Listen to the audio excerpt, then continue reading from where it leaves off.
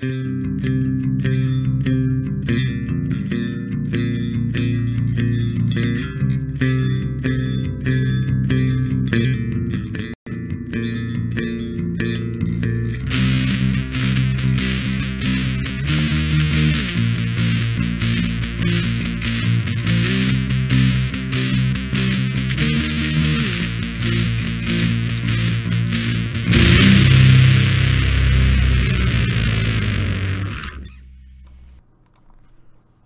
and welcome to another exciting episode of Wave the Brush with me, your host, Kris, aka Mini Wargamer Kris, aka The Name Butcher, aka Hey You, Get Off My Lawn.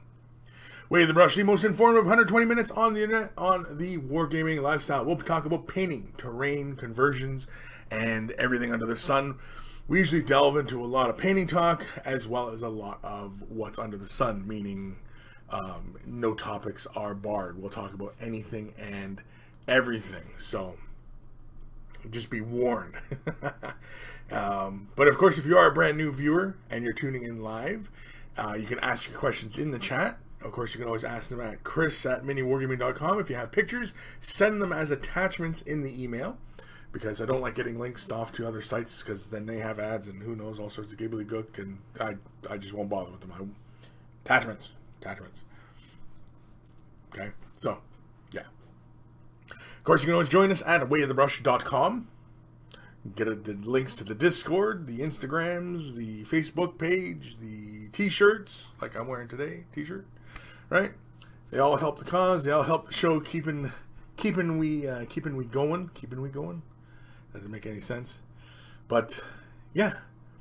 Of course, if you are attending live, you can ask your questions in the comments, and of course, myself or the monkeys will answer your question, because the monkeys are knowledgeable folk and have been in the game a long time, and so this is all about sharing information and helping others. And so if you are brand new to the hobby, don't be afraid to ask your questions here. Feel free. There are no dumb questions. None. Zero. Zilch. Nada. Niente. Nine. Anywho, who's joining us today in the, speaking of monkeys, I've got Ebb and Flow. Sup, everybody? Aqua, hello, everyone. Jabba Dave, hello there. Sir Peanut Butter, morning peeps. Ghost of Starman Lux, greetings, fellow monkeys. Nick Dumont, morning. Just spent mine making fallen tree firewood. Tired monkey. Oh, you've been making firewood. Wow. Good show. Dark Commission, hey all. Hello, Derek Luderus. Hello, everybody. Dagobah Dave, he who chops his own wood is warmed twice. Matthew, can we talk about racism again, Chrissy? Racism again? Why? What did we talk about last time? Did we talk about racism? Were we talking about racism? I don't know. David Vaughn, sub Chris, sub monkeys, hello. Vasily Shimko, hey humans. Ghost of Starman Deluxe, who else is hyped about the new magic stuff in Age of Sigmar, even though they don't play Age of Sigmar? I know, I seen the one with the orc and he's casting the big flaming mouth fireball thing. I thought that was kind of cool. I think they're pretty good markers, like for, like just kind of, drawing you into the whole, vibe of the game and everything like that. And it's thematic, right? And it helps to give that kind of cinematic type vibe to the game, and I don't see anything wrong with it. In fact, I was talking with Lee, Mini Wargamer Lee, yesterday, and was it yesterday? Yeah, I think it was yesterday. And we were talking about like background kind of stuff, and it's amazing that all of a sudden Games Workshop is releasing these kind of fluffy kind of pieces, right? These model pieces, because I mean, like, do they really have a bearing, or are they simply just a marker? Maybe it keeps going along the battlefield. I have no idea.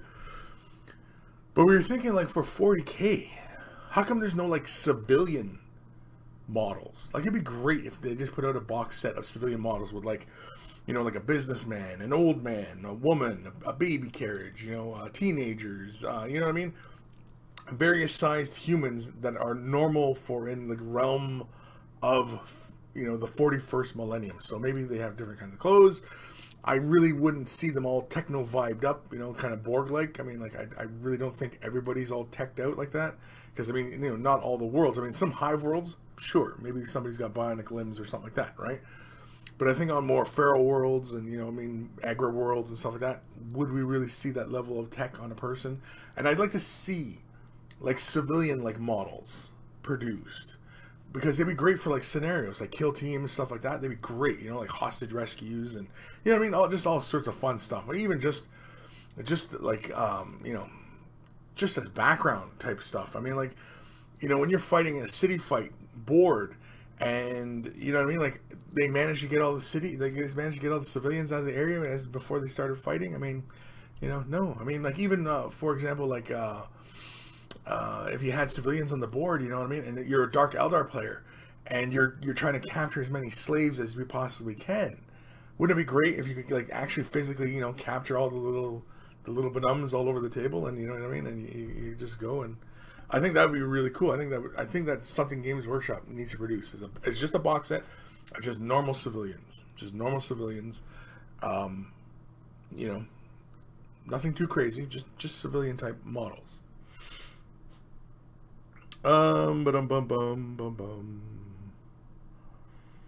Matthew Demi, I'll share most things except my toothbrush and needles. Oof. Dagobah Dave, I'm painting stormtroopers for Star Wars Legion and learning all about what not to do when painting things white. Okay. Johnny Wraith, there he is. Good morning, monkeys. Welcome, Johnny. Been a while since I read that name. Derek Looters, painting white is tough. It can be. I mean, if you prime your model black and you want it white, it's going to be tough. Paint your model light gray or white, or prime it light gray or white, and you start painting it white, not so much of an issue.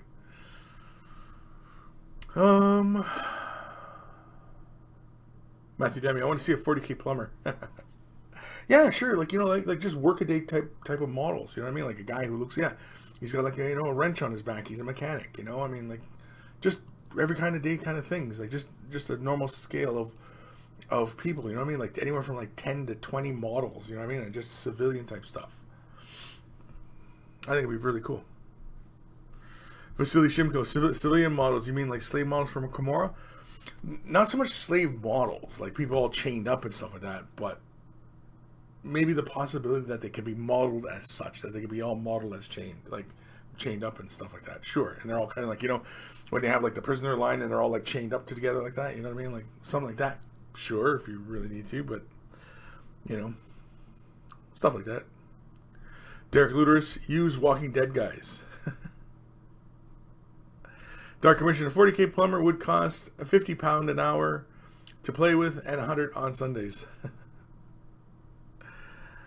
Goes to Starman Deluxe. Speaking of kill team missions, Rogue Trader got announced. Yeah, I've seen that. It's interesting. It's interesting. I'm not, you know, super jacked about it. I'll wait till we get a little closer to release. See what happens, you know. Yeah. Johnny Wraith, yeah, I've been watching the Way the Brush reruns, and I haven't seen enough innuendo, so I figured I need to make a live show. Innuendo? Well, innuendo is kind of, you know, spur of the moment kind of thing. I mean, like, you know, you can't just come out here and just, you know, that's what she said. You know what I mean? Like, it was, you know, it's not funny.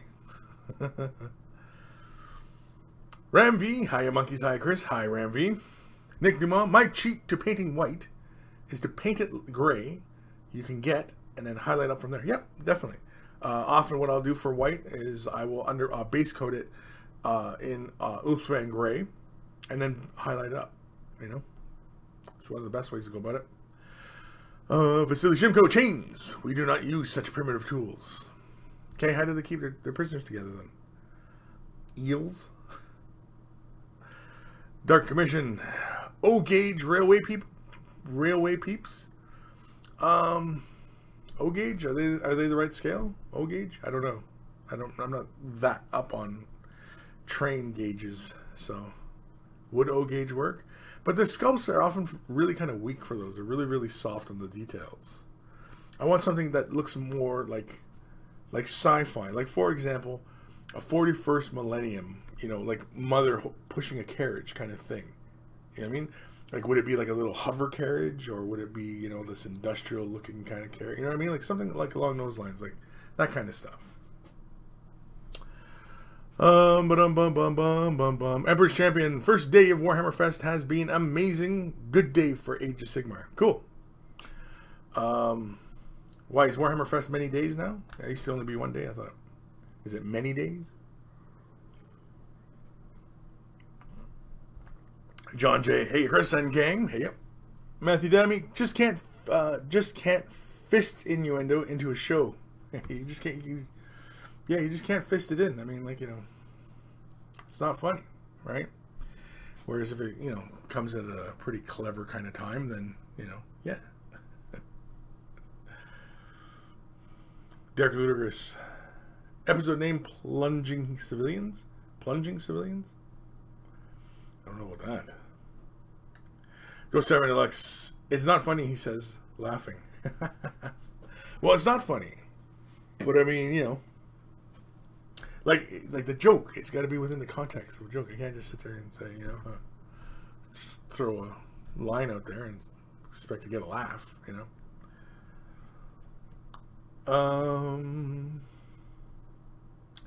No, I realize that, but perhaps your viewers are way too mature, and I need to help bring the show back to its proper level of immaturity. That I could agree with. God King 555, episode 203, Warhammer Fest. I'm now fully iron. You're fully iron? Okay. Ramvi, the new Night Haunt models look so awesome. Yeah, I've seen those. Pretty cool. The one I was really excited about was the Titanicus. You know, I'm a big fan of Epic. I'm hoping that this is the gateway back into them doing Epic again. Because, I mean, like, Adeptus Titanicus, initially when it first came out, yeah, it was Warlord Titan on Warlord Titan. It was, you know, it was basically the Horse Heresy, right? It was just everybody fighting each other. I would like to see it return back to, you know, basically being Epic 40k, where you play with the Titans and, you know what I mean, on a smaller scale. And, you know, I think it'd be really fun. Bring all that back.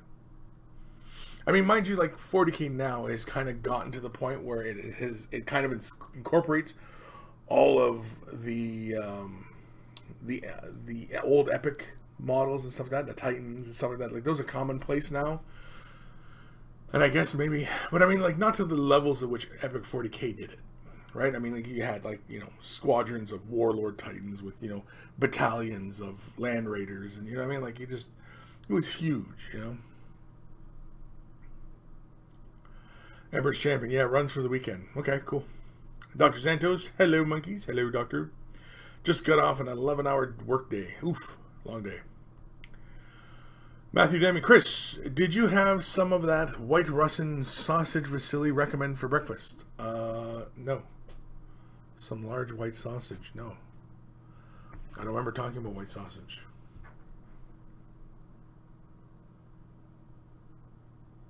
No, I don't remember. Cocking 555, Titanicus is being made with WizKids. Really? I did not know that. Interesting. That's very interesting. Because I thought that was going to be a completely like Games Workshop or a Forge World thing. I didn't know WizKids were being partnered in with that one. Interesting. Dagobah Dave, Kris, do you enjoy painting vehicles as much as painting figures? It all depends. It all depends. Sometimes, you know, painting a figure, you get lost in the detail and you're just kind of enjoying it. And then sometimes, you know, on a vehicle, you do something else. You freehand some designs, or, you know, you can really kind of see the weathering. Like when you get into the weathering of stuff, you can really see the weathering like on a vehicle, whereas it's a little bit more delicate, more subtle on a foot troop kind of guy, right? So, you know, either one. They're both, I mean, I really don't make much distinctions in that regards, like a hard model or, you know, well, I mean, okay, well, no, I shouldn't say that, because, I mean, Marathi was kind of a pain because I almost fully assembled her, and getting into some of the nooks and crannies was really annoying, so, yeah. Yeah, sometimes there's annoying models. Big models, yeah, I suppose, sometimes it all depends, I guess, if they're very annoying. Yeah. Ghost Starman Deluxe. At some point, I want to do a miniature apocalypse with many Titanicus models, but still using the regular 8th edition rules to see what it would be like. Yeah, sure, why not, right? You totally could do it. There's no reason you couldn't. Just might want to scale your measurements is all. Anthony B, holy crap, I'm late. I made some cold brew coffee with some vanilla Java from Death Wish Coffee. Oh, and now I'm jacked right now. Cool. Ember Champion, the Eldar Wraith Gate is glorious. Cool. Yeah, I'll probably pick up one of those. Maybe two. Are they going to have rules? Is it going to have rules? That's the question. Is it going to have rules? Derek Luter's got to go back to work later, guys. Okay, later. Vasily, I wouldn't recommend it. It's not healthy. Oh, he's talking to Matthew. And it's just not what I'm into healthy food yet. Okay. John J. Kris, your models look amazing. Do you ever enter into paint competitions? Yeah, the last one I did was Crystal Brush. But before that, it was like 2 years before I had entered the Crystal Brush. So I've entered Crystal Brush twice before. But before that, it had been decade. The last time I entered Golden Demon was, I think, 02, 03, something like that. Somewhere around there. So, yeah. No, I don't enter very often. And getting my last piece done for Crystal Brush this year, it took a lot out of me. And I still didn't even get to where I wanted her. And, you know, I mean, I just really just ran out of time. It was bad time management on my part.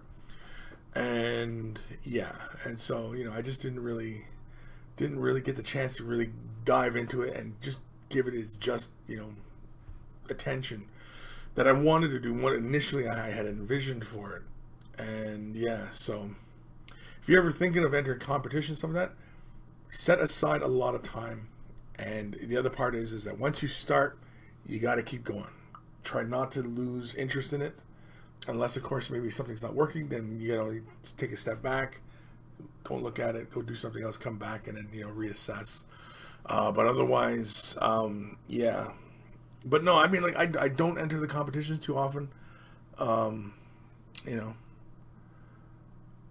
from my standpoint, I just don't feel it necessary for me, you know.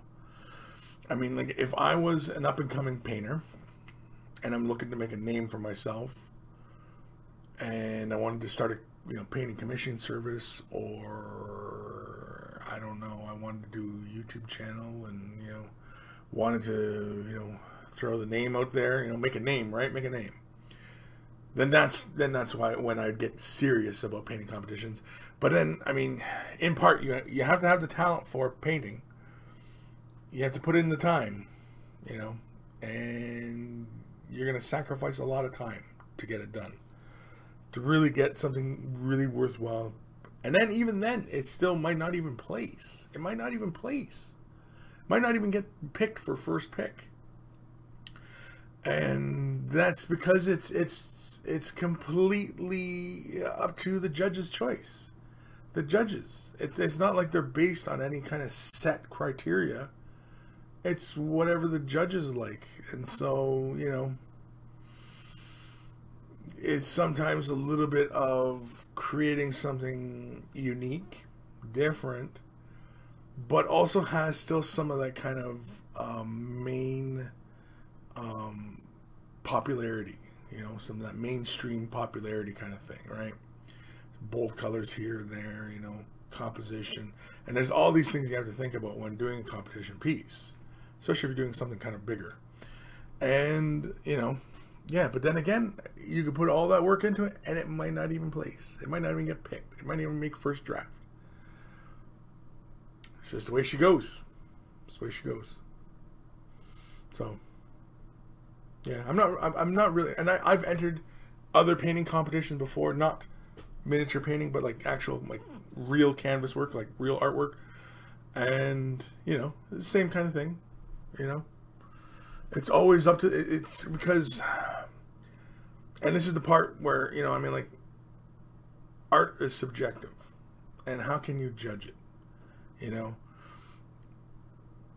History will determine whether that was a good piece or not, whether what you were bringing forth. And really, good art is always controversial. Good art is always controversial. and whatever makes people talk and engage and, you know what I mean, think, and, you know what I mean, and whether it offends you or, you know, titillates or whatever, as long as it was engaging, and as long as it created controversy and engaged people, that's good art. That's good art. So sometimes when you see, you know, a melted down wheelchair on a twister mat with a flag of, you know, Hawaii on it, and you think that's art, but then if you start talking about it, it was good art. Believe it or not. Oh, Ben Ellis is joining us now. Hello, monkeys. Where are we? I'm lost. Dr. Santos, have we had an email yet? No, we've not had an email yet. Steve McDemon, there he is. Evening, oh, evening. Evening. Aqua, any monkeys know a good thin brush for highlights? Dark Commission, yeah. The Artificer brush from Citadel, that's perfectly fine. Vasily says Vallejo's Red Sable Kolonsky 2-0 is good. I've never tried that one. Also says Army Painters, good for beginners as well. You know what? I would agree with that one for Vasily and for you, Aqua. Get yourself some Army Painter brushes. Look at Army Painter and look at their selection of brushes. If you don't, because their brushes aren't quite as much as, at least typically, they're not quite as much as Citadel, but they're about the same quality. So, which is good quality. They're good quality. Don't get me wrong, they're good quality. But they also offer synthetics and sables. I'm pretty sure they still do. So yeah, and yeah, I definitely would look at them, Aqua. Look at Army Painter. Ben Ellis, just building and basing the last of the Get Started box set. Cool. Prawn Hamdans, hey monkeys, just been to Warhammer Fest for a curry. Now that so I just dropped by at Kris. Your walk and talk was good. Definitely would become a patron if you were doing a paint along. Well, that is going to be a thing. I haven't quite. I mean, I do know what model we're going to do. I just haven't made the video to announce it, to get everybody kind of rolling on it, and that's my delay. Maybe I'll make that today. Maybe I'll make that video today for the patrons, because I do know what video I do know what model we're going to do. He's around somewhere, but yeah, we're gonna do that. I already know what model we're going to do, and so I'm going to give the patrons, you know, like a week or two if they want to get their hands on the model, and then we'll start. And we'll probably do it like I plan to do the sessions every other weekend, every other Sunday. We'll sit down and paint, kind of thing. Unless, of course, it gets more support, then we do it every weekend. I don't know. We'll see.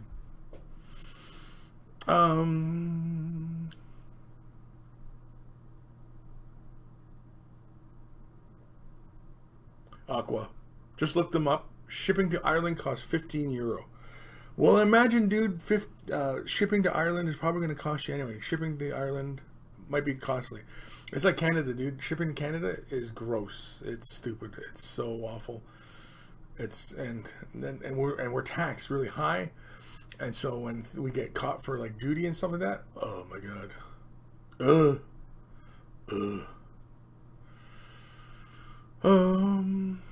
Ronnie Sugden, hey y'all, great to be here. Welcome, Ronnie. Vasily Shimko, Army Painted brushes, metal thing that holds the bristles, starts shaking at some point though, so you have to glue it back. Interesting. Usually whenever I found that the ferrule, that's that metal part, that's what it's called, the ferrule, or ferrule, oftentimes all I did was I just pinched that metal, and just pinched it around the base of the handle, and just pinched it a bit. And that was usually enough. Where am I? Ebb and flow. Art is very subjective. As the great band Dillinger 4 once said, farts are jazz to assholes.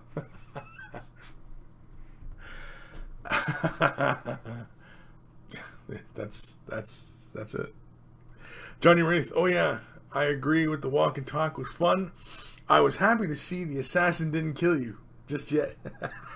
I know it was this little Chinese lady. She was following me, it wasn't raining, and she had an umbrella, and it was like I was walking along, and I could see something behind me, and I kind of look, and it's somebody in an umbrella, and it's like, it's not raining out. It's like not even close to raining. It was like, it was a little overcast, but I mean, like, it wasn't, it wasn't going to rain. And I just see this little figure, and as I was kind of walking, it seemed like if I switched to one side of the path and then to the other, she did the same thing, and I was kind of, I'm going to get stabbed here in the back here, and so, but yeah, and then she came by, and she's is that a video camera? And I was, yeah, it's a video camera. I'm very vain. I like to, record myself, so, yeah, anyway. Anyway, it was fun. But yeah, I'd like to do more. In fact, with the walk and talk, I'd like to do it live, so that there's, it's kind of a because I could just simply take some questions for the walk and talk, right? And just have a couple questions, kind of like what Matt used to do for his walk talks way back in the day when Matt was doing walk and talks. And I could do it something like that, where I just have like a couple questions with me, and I'll just kind of read through them, talk about them, and stuff like that. I could go like that way, but I thought that doing it live would be a lot more fun, because just walking and talking, that way too, you can see in real time if I did get jumped. Of course, then if it started raining, you'd hear me live going, get my camera out of the rain, no. Anyway, back to the comments here. John J, has any of you been using Games and Gears brushes for a long tenure? How do they hold up for you? Actually, I have been using Games and Gears brushes. I've been using them for quite a while. It was, I don't know, not quite, I haven't been playing with them quite a year, but I've been playing with the number 1 and the 0. I found the 0 to be really good for small base coating and stuff like that. As long as you take care of them, wash them, soap every, like after every paint session and stuff. Preserve that tip. They're fine. They're good. I initially, when I was working with these, I initially had a fear that when I'm rinsing them off, because I'm a very kind of aggressive brush washer, and I wash my brushes a lot, and I was afraid that because this comes out, right, and all it is just holding it in there, it's just tension, and I was just worried that would just kind of wiggle out all the time, like they would get to a point where that would just constantly just keep falling out, and that would annoy me, right, because then otherwise it's a short kind of handled brush, right, and I mean, that's not very comfortable, because we're used to this back part resting and being solid against our hand when we're painting, and so yeah.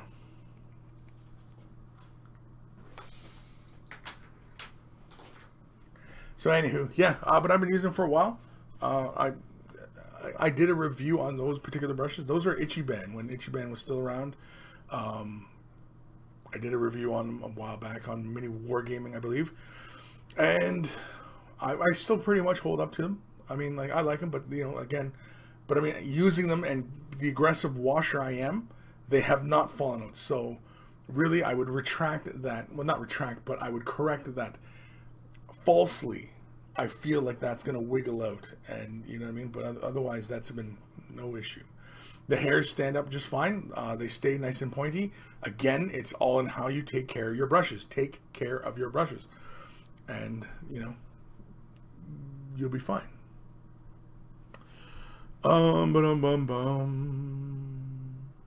Vasily, wait till you hear about shipping to Russia. Oh, I'd imagine Russia too. Dark Commission, episode 203, Crouching Tiger, Hidden Old Lady. That really should have been more about the walk and talk, really.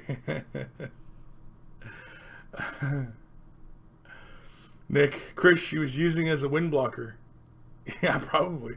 Well, she was a good ways away. I mean, the camera's she's a ways away, And she had the umbrella. I don't know, she was hiding or something. Because then when she passed me and everything like that, she had the umbrella off to the side. She's like, oh, talking to me and everything like that, being nice, and so yeah. I don't know. Maybe she just didn't want to She just didn't want a drop of rain to touch her, I guess. I don't know. Grim. What would the slogan for that one be? Come for the walk, stay for the possible murder? Yeah, I don't know. Ben Ellis, any thoughts on Titanicus' planned release as seen at Warhammer Fest today? Any thoughts on Titanicus? I love Titanicus. It's great. I mean, I love Epic. I mean, I've only recently... I mean, I used to have the boxes of Titanicus. Never played in my entire youth. And it wasn't until recently when I played with Ash, Adeptus Titanicus. Blast. And it was the old school gameplay from old school Games Workshop stuff and the old Epic system that was similar like that. And it was a lot of fun. I had a lot of fun playing with Ash, and it was great. And I'm looking forward to this Titanicus because, you know, yeah, it's little Warlord Titans and Reaver Titans, and you know what I mean? Like, it's going to be fun. It's going to be a laugh. I just hope that they expand upon it. I want to see them expand upon it. I want to see them do Chaos and Eldar and, you know what I mean? Like, all the other stuff. I'd like to see that. Ebb and flow. Stay for the possible state's witness. Yeah. Dark Commission. I have to cut all my brush handle in half to fit magnifier lamp as my eyes are old and won't focus. Jeez. You cut all your handles? Really? I see. I couldn't do that. In fact, I kind of wish that the handles were longer. Like, however far I'm working with the brush, I kind of want it to be that far away. Just to counterbalance. You know? I like that counterbalance to the weight. Just what I'm used to. Jabba's left up. My mom used to say the same thing to me. If you wiggle it too hard, it'll fall off. There we go. There's our innuendo. Yeah. You wiggle it too hard, you go blind, and it'll fall off. Dark Commission, episode 203. How to pull women in the park. Whoa. How to pull women in the park. I didn't pull women in the park. And I wasn't in a park. I was on a trail. It's on a trail. Grim. Titanicus is a great novel for sure. It's part of what got me interested in AdMech. Perhaps I'll get a Titan one day. Should get a Titan one day. You should. And Titanicus was a great novel. Written by probably the best author that GW currently employs, Dan Abnett. I loved how he, just in the beginning of the book, how he describes the Imperials trying to fight Eldar Titans because the Eldar Titans can move so fast and they can move like with the fluidity of like a human, you know. So like the Warlord Titan is like ka-clunk, ka-clunk, ka-clunk, you know, and then the Phantom Titan's like hiding behind buildings and, you know, stuff like that. It was just really cool. It's really interesting. It's a fun book. Read Titanicus. It's a good book. Although it does paint the Skitarii in a different kind of light. Skitarii, the way that Skitarii are described in the book, are not like how you see them in regular tabletop. But anyway, Jabba's left nut. Dark Commission. That would be the next quick tip. What? Breaking brush handles? No, I'm not going to break no brush handles. Vasily, episode 203. I hope they expand it. Okay. Dark Commission, I wanted to get some of the Artis Opus brushes, but don't want to cut the handles. No, I wouldn't cut the handles of the Artis Opus. And in fact, I'm still sitting on a set. Right here. Just sitting here. Just sitting here. Just saying. Complete set of 5. Who knows? Who knows? But I wouldn't cut the handles on the brushes. Wow. The brushes are pretty good. I've been playing with them as well. I've really only been playing with, which one here? The 00. I like it. It comes to a really nice fine point. You guys probably can't see it too well. Ah, stick myself in the nose. And, yeah. But anyway, I like them. They're good. They're pretty darn good brushes. So if anybody has had a chance to back that Kickstarter, I don't even know. Is the Kickstarter even over? Is it still going? I know they've gone like miles and miles and miles, like gone light years beyond what they initially wanted, which is great, you know, because I mean, like, everybody's always looking for the next great brush. These could be it, you know, they could be it. Artist Opus could be the next great brush that everybody's using. Don't know. Time will tell.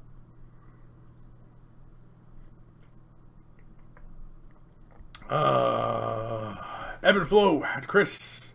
Don't even get me started about the hairy palms it also causes. Hairy palms? Yeah, see, no hairy palms. No, they're pretty smooth. And in fact, you might say they're well lubricated. Let's do an email. What time we at here? Holy man, we better get to an email. Otherwise, we'll end up falling behind. Headphones. Turn them down or up, whichever it is, because here it comes. Email time. Email time.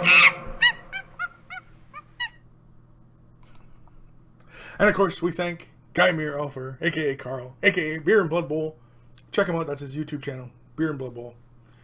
For taking the time to create those jingles that bring a smile to our face every time we get to an email. Alright, this is from Villy, aka Dr. Xantos. Hello, Monkey Lord. Here are some pictures of me recent after reading that sentence, I almost want to do it like in a pseudo kind of Irish accent. Here, or not Irish? No, maybe more like a pirate. Here be pictures of me recent models. Methinks the Tree Druid and Knight be me favourites, but I likes the Dreadnought too, even though the Orb likes a watermelon. Yar! Oh, he's doing it in a pirate voice. Okay, yar! Wow. It's totally subliminal. Anyway. Here's his Dryad. Very nice. I like the glowing in the eyes. The crystal looks really... I think it's a crystal right here in the staff. Crystal. Really good. I like the texture. The highlights. Oh, I like the base. I like the little foliage. What'd you do for the foliage there? Is it just crumpled stuff? Combination of vines and foliage? How'd you do that base? How'd you get that nice little foliage kind of viney look? I'd like to know. Because I might copy it. But I like the glow in the eyes. Really cool. I like the texture. The highlights on the cloth. It all looks really good. Here we go. Some dudes. I have no idea who these dudes are. But they're dudes. They're dudes. He looks like a well-armored version of him. The heads look the same. I assume he's still work in progress. I will assume. Maybe. Could be. Should be. Very nice. I like the highlighting there on the cloak. Really cool. I think you could probably push these brighter colors closer to the top edge. See how there's like a ripple and then a bump outwards and everything kind of bumps. All your highlights are mostly on that edge, maybe in the bottom tips if you want just for dramatic effect, and then just concentrate on creating that light gradient, you know, so it goes a little bright to darker and then bright to darker, and then you can finish off with a little bright edge, a little highlight. Oh, look at this. Oh man, I loves me some shiny red metallics. I like the blades. The blades look cool next. Oh, okay, so they're opaque. Is that opaque? I think that's opaque, which is a nice contrast with the shiny metallics, and then have that opaque green in there. Ooh, I like your icon in there too. The icon here, that looks cool. Ooh, look at that. That's pretty for sure. Oh, look at that guy. He's looking at his blade like, I'm going to cut you. I'm going to cut you so bad. You're going to wish you weren't cut. Very nice, man. I like that green yellow, like the really dominant yellow, but with just a green tint to it. Really, I like it. Very, very cool. Is there more of these guys? Oh, Here we go. Here we go. Big old night. Draw out the barrels. Just harass everybody. Very nice. Nice highlighting. It looks like he almost did like dry brushing and glazing or something. It's very interesting. Is he going to get weathered at all, or is he just going to stay this level? I'll assume he's done. So I'm assuming you're just going to say, "Screw it, I'm done." But very cool, very nice. I like the green, like color combo. I really like this. This is really cool. You have to show me these when this guy's done. Really nice work. Nice work on the Dryad. And the green, I don't know, these walrus pig head dudes. I don't know what they are, but they're pretty cool too. Very nice.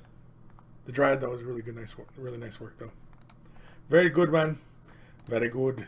So thank you, Dr. Santos, for sending that in. Awesome stuff. Very good. Did Dr. Santos reply to anything here? They're all the same GYT. I don't know. Oh, same guy. Oh, they're all the same guy. Okay. Dr. Santos, could anyone post the brush Kickstarter link in Discord? Yeah. Give Dr. Santos the link to the Artist Opus. Somebody do that for him? Awesome. Thank you, Graham. Graham. Is it still going to Kickstarter? I'm going to see. I'm going to click it.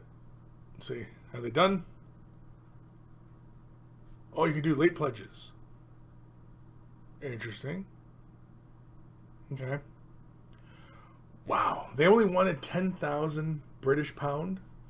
I think that's British. Yeah, it's British pound. And they got 187,000. 187,000. Just amazing. Amazing. I mean, congratulations to them. I mean, like, you know. Oh, yeah, get the different kind of wood boxes now. Oh, nice. Offering that. Oh, getting the foam insert for the brush thingy. Get your little brush soap. Little journal. Oh, get a little mug. Little paint rack. Get some dice. Cool. Oh, a little brush stand. Nice. Little brush stand. Very cool. Very, very good. Very, very nice. Oh, and then there's my review I did down there in the bottom. All the way at the bottom. Anyway. Here goes my review. My review all the way at the bottom of the page. Yeah. Try and showcase somebody's piece and break you off some disrespect. No, just kidding. Where am I? I have no idea what we're talking about here. Oh, the foliage. That's right. I wanted to know about the foliage. The foliage was made from pre-made stuff. Oh, okay. So it was like, you know, the woodland scenics type stuff and like a little bit of, you know, vines and like, I got you. Okay. That's the way it kind of looked, but I wasn't sure about the vines because you kind of had this interesting little vine thing going on down there. And I was just curious. But if it's pre-made stuff, okay, cool. Interesting. Raziel's here. Never fear. Raziel's here. Johnny Wraith. Haha. I see what you meant about the watermelon. Wouldn't have thought so. You didn't mention it, though. What watermelon?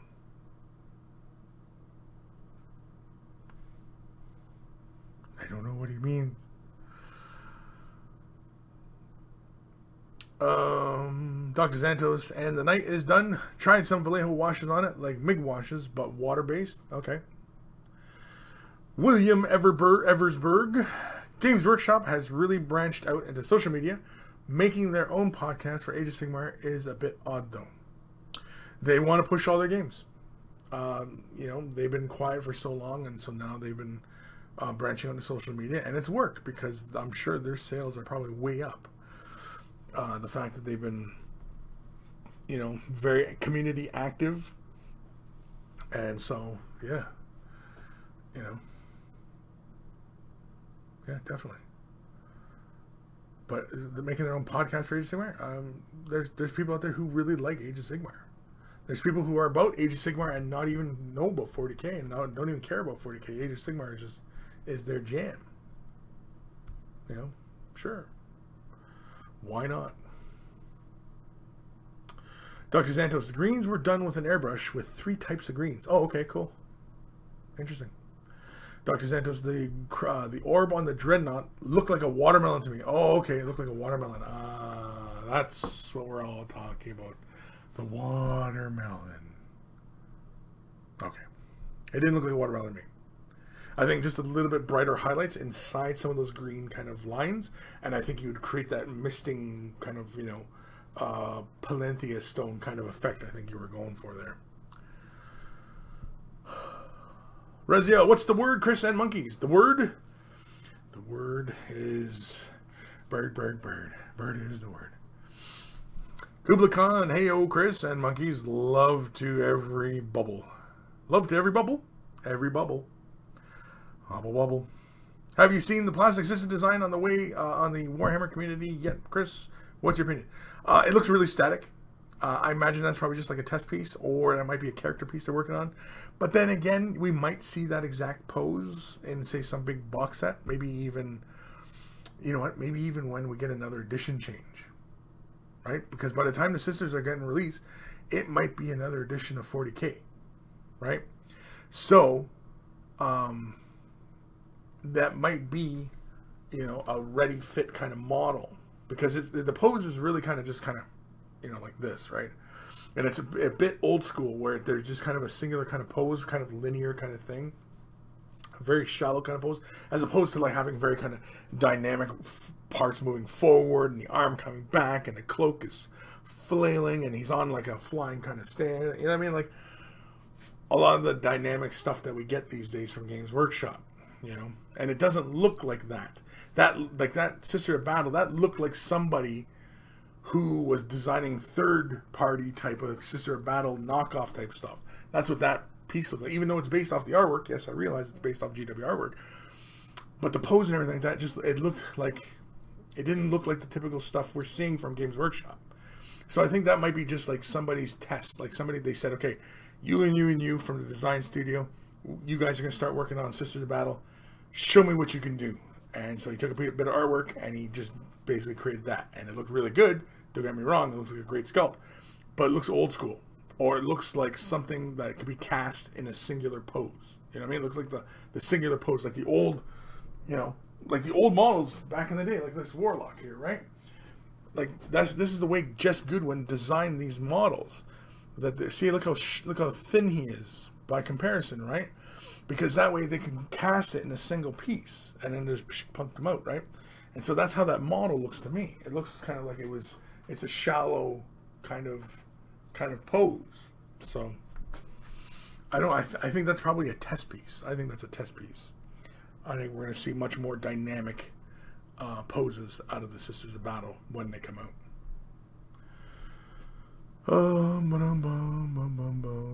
Rezio, I have a weird perspective on Age of Sigmar, as in I have a hard time understanding and therefore liking it. I think Age of Sigmar, has so much room for possibilities, because now they're not constrained to a Tolkien kind of fantasy world, which Warhammer Fantasy was, right? It was directly ripped from Tolkien. And we're dealing with a whole new way of going about, you know, a fantasy world now, because now it's all dimensions and realms, and you know what I mean? And it's you know, you got like this ether sky and ether seas, and you know what I mean? Like it's, you know, it's all this, you know, crazy fantasy type of surreal kind of things. And because of this new universe that they've created, they can go anywhere with it. Anywhere. I mean, we already have steampunk dwarves and fire slayers. We already have really scary looking orcs. We've already got, you know, the tree elves who are melded with the trees, and we got there's the water elves who are riding fish in the air, and you know what I mean? Like the Iden and the Deepkin. Would we have seen that in Warhammer Fantasy? Steve, would we have seen Deepkin in regular fantasy? No, back in the 90s, talking about fish people are. It's been a joke since the 90s. Yeah. Never would have happened. Never would have happened, They right? wouldn't have fit. It wouldn't have fit. It wouldn't have made sense. No. Right? But now Age of Sigmar make total You sense. can do whatever you want now. You can do whatever you want. You need world resets right down there. 40K needs one.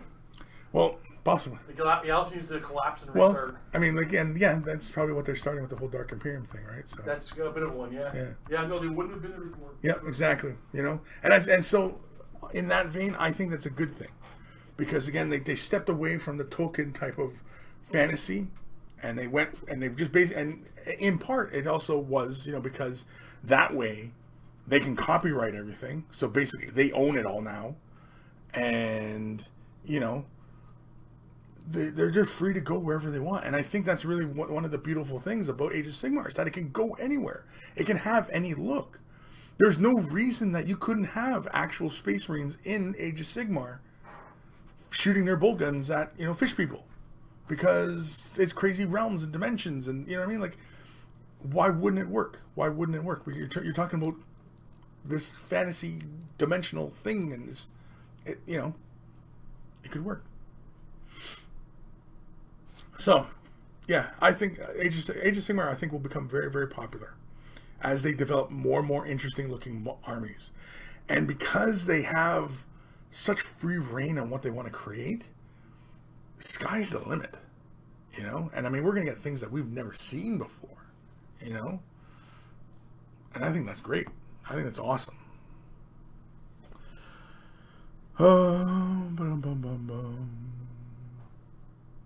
Kubicon, what I thought, very detailed but not dynamic. I'm worried.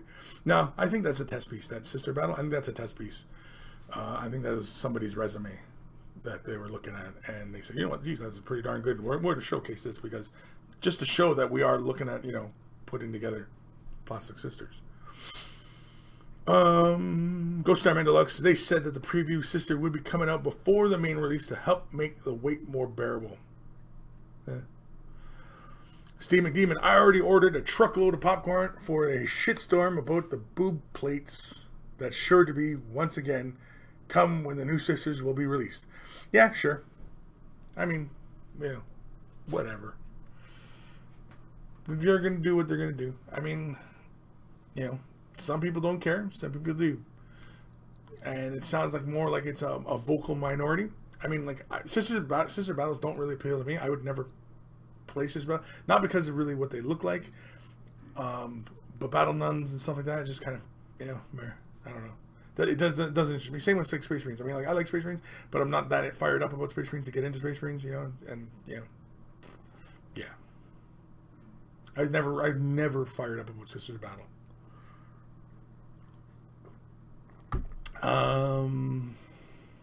Jim White, what Kris do you want? Plump Eldar? Plump Eldar? Sure. I mean, they can do whatever they want.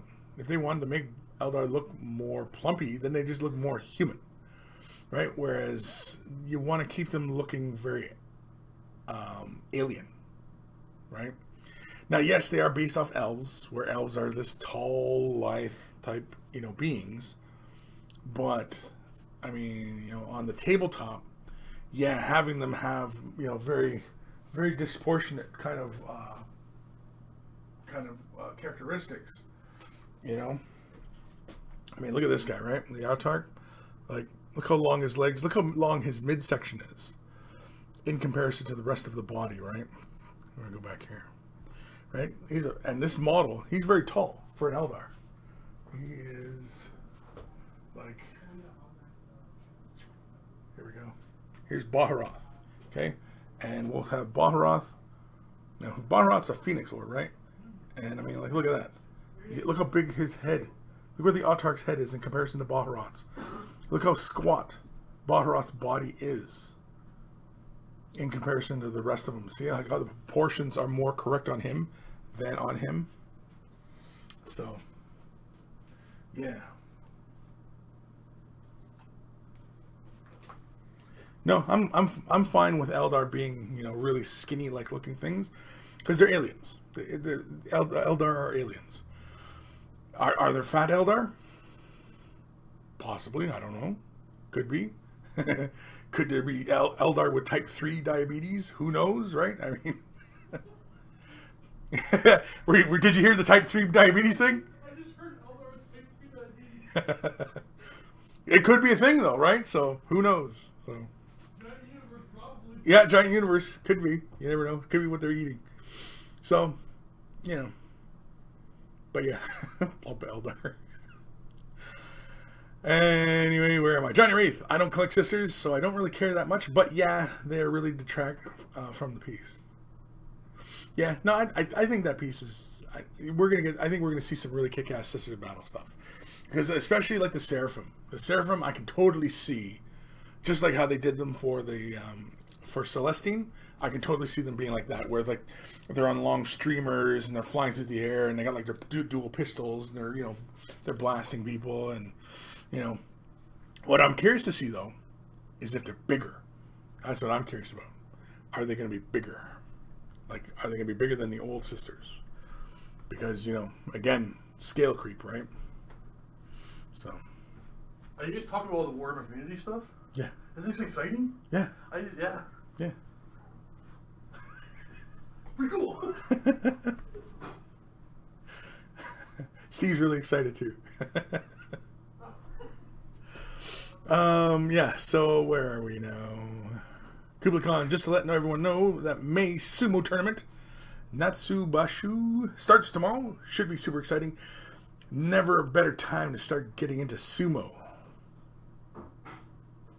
Okay, send me some links. Send me some links on some sumo stuff. Some professional, what proper people are watching sumo, like what is proper sumo etiquette and what the real aficionados are into. Send me some of that stuff and I will check it out. You might get me into sumo, because I always find it very interesting, sumo. Not just because I'm a big fat guy, but because it's just interesting,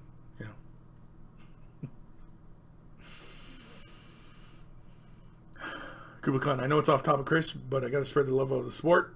It's so much to watch. I don't think there's enough Western fans. No, because it seems like it's wrapped heavily in ceremony, and nobody knows really what the ceremony is about. I think that's what it is. It's like the rice, right? When they're chucking the rice at the beginning, what does all that mean, right? Hand gestures, what does all that mean? The stomping, right? Then what is the proper technique? What is legal and illegal kind of moves, right? Don't know the rules, So yeah, that's really probably why there's not a lot of Western fans. Like I'm sure there's like amongst the entire North American continent, I'm sure you probably round up probably 10,000, maybe, but yeah. Cass Nagiri, I'm a girl and I want some boob power armor. That stuff is cool. Well, there you go. Johnny Wraith at Cass, I think boob power armor is fine. It's more the boob plates, the fleur de lis on them. Well, it all depends. I mean, it's the over sexualization at times. Where it's power armor, yet they'll have tiny little waists, great big bottoms, you know what I mean, and the armature is very curved to the it's like spandex adamantium armor kind of thing, and it just kind of ridiculous. Versus if it seemed like it wanted to pronounce the fact that you're dealing with female warriors, but it still felt very practical in the sense that Space Marine or Imperial Guard armor would be, because like Imperial Guard, you wouldn't really be able to tell which ones were female and male, other than maybe height differences and maybe shoulders, because oftentimes men have broader shoulders. But that's about it. There's just a few differences.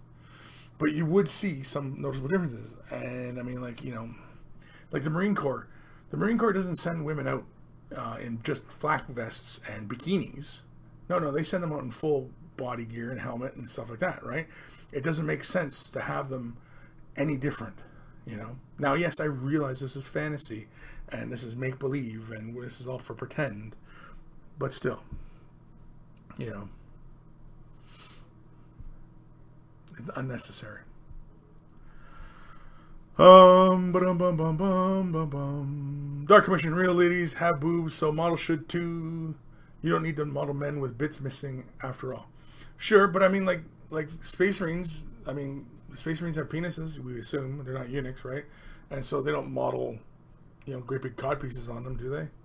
Right? As a Space Marine becomes a 7-foot warrior, does his junk get any bigger? Would that even matter? You know what I mean? Like, and if so, would you have to give him a great big cod piece? You know, like, does it really matter? You know.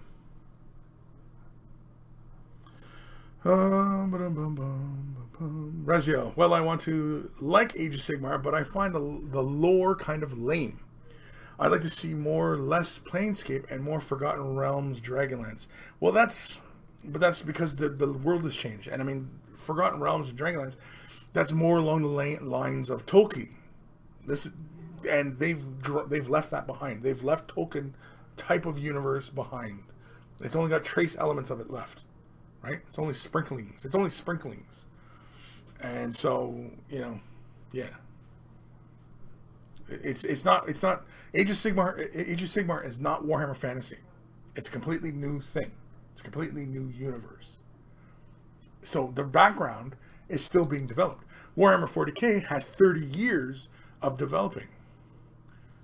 Age of Sigmar is only a couple years old, so they still got to develop it, right? And of course, it could change as they develop it. Who knows? It's their universe. They can do whatever they want with it, right? Razio. Hey, so I have no problem with females having shapely armor. In fact, I think it makes more sense. What I don't understand is Necrons with boobs at all. Yeah, exactly. I mean, like, you know, I don't know. Just oftentimes when you have very strong women, right? Let's look at some things here realistically, and then try to apply the fantasy, right? As women develop upper body strength, what happens to the breasts? Look at a female bodybuilder. What happens to the breasts? They look more like a man's, right? They become more broad pectoral muscles, and they're gone, right? So really, as warrior women are concerned, are they going to look more like, you know, petite females, or are they going to be, you know, more like bodybuilder type of female? And I think they're going to be more bodybuilder type of female. And so the body differences are negligible. And so, you know, having great big, you know, F cup things on the front of their armor make no sense. So, yeah.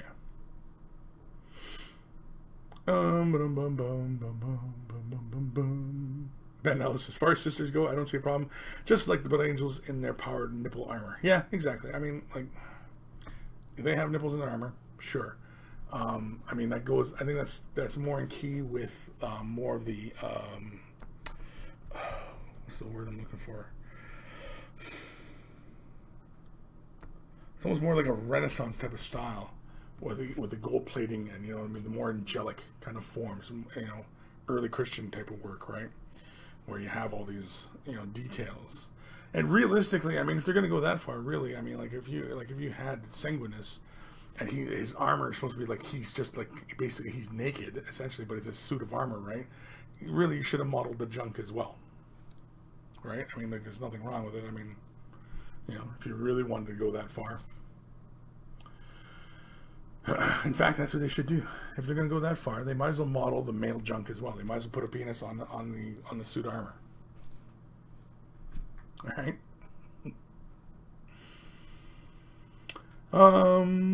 Johnny Wraith. I'm not even going into sexism part of it. I'm more bothered by how aesthetically bad it looks to put two huge symbols next to each other on the chest area. Yeah, exactly. Yeah, it does balance poorly, right?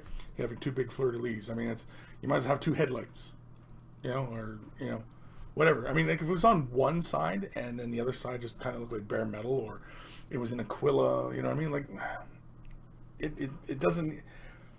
You know what I mean? Like, it doesn't need to be. It doesn't need to be there. Johnny Wraith, I've had the same problem. If the Space Marine had 2 Ultramarine symbols on each side of his pecs. Yeah, exactly. We don't see that on a male one, right? We don't see 2 Ultramarine symbols on the chest. Because it doesn't look good. Exactly. It looks bad. Cass, if the Marine Corps sent in ladies with flak armor, it'd be the coolest army. With just flak armor? And those girls would get hurt really, really bad. And yeah, I mean, like I said, like girls, because I'm a cousin of mine, she was in the medics and she was a Marine. And her standing next to her squad, you couldn't tell whether she was male or female. Didn't matter. They're all soldiers, right? So, simple as that. Dark Commission, I play X-Wing and don't bother. And I don't like Star Wars, so lore means 0 to me. Wait, you play X-Wing, but you don't like Star Wars? How the hell does that happen? You play X-Wing, but you don't like Star Wars. So, I mean, it was the rule set. Oh, I guess I can kind of understand how that comes along.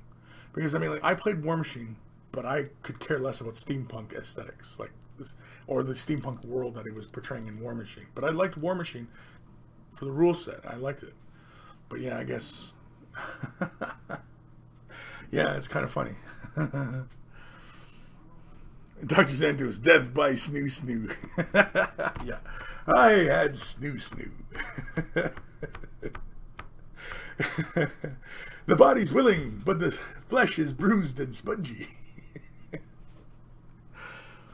I absolutely love Age of Sigmar, and it's the fluffiest thing you can do is accept that the old world is gone and stop comparing it, basically.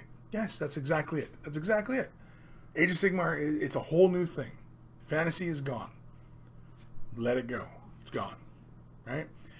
You want to stay with Warhammer Fantasy type of gameplay and universe? Mantic is making a perfectly fine game of that. Go do that. Give them the chance, right? Raziel, Kris, you have to assume most women in the IG or assorters are not bodybuilder types. They would have a range of body types. Men are not shown diversely, so it is not surprising women aren't. No, but what do we know of women who are trained women? When you start to put on muscles, your body changes. You're not going to send fluffy little girls out in suits of armor to preach the holy word of the Emperor. You're going to train those girls. Those girls are going to train. And they're not like normal women. They'd be like Space Marines. They'd be praying and, you know what I mean, the chastity, and I'm sure, and you know what I mean, like they're like nuns, right? So they're all, you know what I mean, they stay away from men, and you know what I mean, like all those things.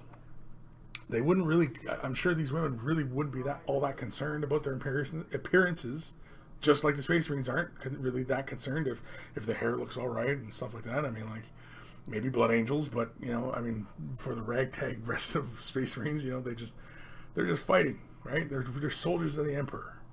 That's all they care about, right? That's the character, is they don't care. They're soldiers of the Emperor. And, you know, Sisters of Battle would be the same way. They wouldn't care. They would just be serving the Emperor, their God Emperor. They'd probably be like real nuns today, where you couldn't tell, you know. I mean, like if a nun was a man or a woman underneath that habit, could you really tell? Probably not.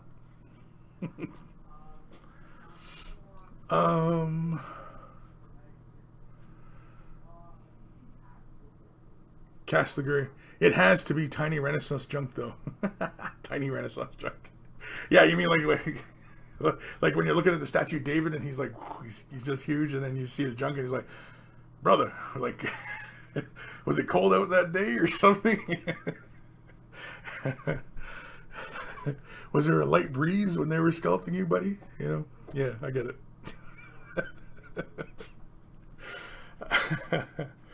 Steve McDemon, it's covered by a leaf. Oh, that's just, no, see, that's censorship, and I don't agree with that. That's dumb.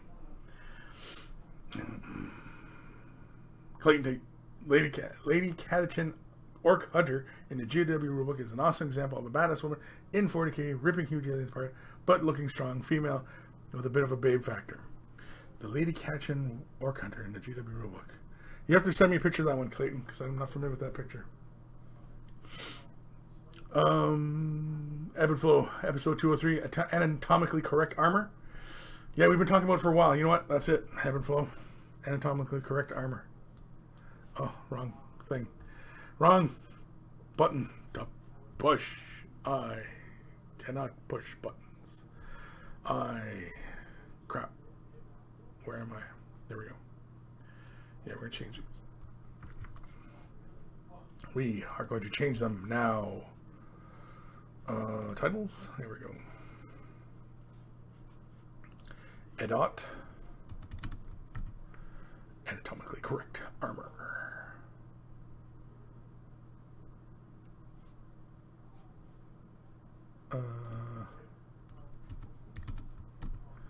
There we go. And there we go. Anatomically Correct Armor, man. You know, I mean, like, ultimately, the whole conversation, I mean, you know, it really doesn't matter. It's an aesthetics choice, right? People can get worked up about anything these days, whether it's over sexualizing women, men, what have you. You know, that's debatable. But I do have to agree, though, with Johnny Wraith on, you know, having like the two symbols. You know what I mean? Like it just looks like it's just a bad choice. You know, and the armor, it looks like corset type stuff. You know, again, really, you know, I don't know. But then again, I'm not in the market for Sisters of Battle anyway. I wouldn't buy Sisters of Battle. There'd have to be really awesome looking models in the army for me to even consider buying them.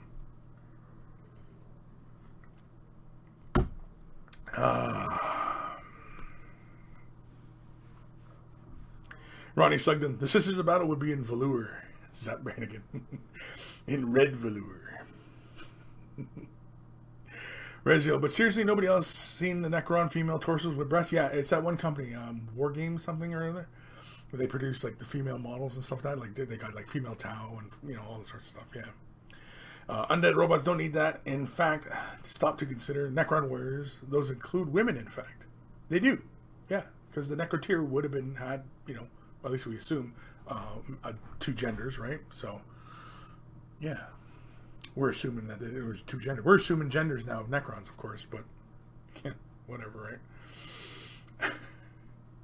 Ben Ellis with the two symbols. Add X Chef. We were taught to make things look evenly spaced. We never did anything in even numbers around a plate, and when you use odd numbers, they look evenly spaced. Yes, exactly. It's asymmetry. That's what that is. That's asymmetry. And most of the models, well, most Space Marines, like in most regards, are mostly asymmetric. What? Asymmetrically. Thank you.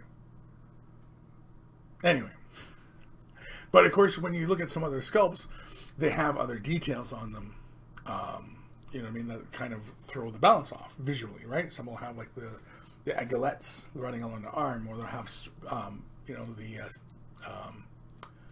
purity seals, or, you know, other things to throw the overall balance of the model off, which it makes it look more interesting. So, yeah. What? Do you have some PVA glue? No, actually I don't. Somebody borrowed my PVA and never gave it back, and so whenever anybody asks me for anything, I say no. Just say no. Just say no. Just say no. No, I don't have any PVA. No. I don't think so. I always kept it in that cardboard box back there, and it's gone. So, okay. It's gone. Never mind. You never mind. You never mind. You never mind. I'm going to your house and steal your cards. Kick you behind the keg. Anyway, where are we now? Ghost Starman Deluxe. Hi, Kris. Of course, they wouldn't send out kids masquerading as Sisters of Battles. They would need those kids to be conscripted for the guard. Exactly, right? Dark Commission episode 203. Statue of David sues Michelangelo for misrepresentation. Clay Tate, it's not a stub gun, it's a las cannon. Honest. It's a very subjective question. It is our conversation. It is a very subjective conversation because I mean it's. But again, it's you know it's like I said about art. I mean like, you know, it's very subjective. You know, what is good art, right? I mean, I have an opinion. You guys have your opinions, and that's it. You know, either you like them and you're going to buy them, or you don't and you're not. Simple as that. You know. Doesn't mean you're right, I'm wrong. Doesn't mean I'm right, you're wrong. It's an opinion. Subjective. So if you're into Sisters of Battle and you're really looking forward to them, awesome. Go pick them up right away. Get as many as you can. And if you're not into them, then you don't really care. You know what I mean? Like it's Sister Battle? Okay, great. I'll keep buying more Eldar. You know what I mean? Like, whatever. Raziel, I need to see this image of the two symbols you speak of. Kubla Khan, sumo email sent. Castlaguri. Kris, you got many videos on working with inks in the vault? Yes. Like, what kind of things are you looking for, like, as far as inks are concerned? But there are many videos in the vault, which I'm playing with. Now, are we talking, like, just, like, drawing ink? Or are we talking, like, inks in the sense of shade washes and glazes and things like that? Either one I have shown a few vids on. Heck, even when I was working on Morathi, I used red ink, like regular drawing ink, and I used that on her. Vasily, everyone's entitled to their own opinion, but mine is right. John J, I'm right, you're wrong. Exactly. You know what I mean? Kubla Khan, super looking forward to nuns with guns. Yeah, you know. If that's your vibe, that's your vibe. I mean, it's the same reason like Space Marines. I mean, you know, whenever they bring out new Space Marines and stuff like that, like when they brought out, what the hell were those things? Centurions. The Space Marine and the Space Marine armor. That was the freaking dumbest thing I ever seen in my life. I was like, what the hell? Come on. Is that as far as that, you know, is that the stretch of the imagination there? So, you know, it's opinion. I mean, people like it, people buy it. People don't like it, they won't buy it, right? And I mean, like, Games Workshop has been under such peer pressure to produce Sisters of Battle for so many years now, to create new sculpts for Sisters of Battle, that they're finally going ahead and doing it. Now the question will become, will they be a success? Or was it a very vocal minority who wanted it? Right? That will be the telling factor. Or will they make such awesome looking models that even people like me who are not into Sisters of Battle go out and get Sisters of Battle? Right? Who's to say? We'll find out in a year in time. So, yeah. Steve McDemon, Kris, stop being reasonable, please. If people stop going nuts about their opinions, I need to find other places for my popcorn. I can't help but be reasonable, though. I mean,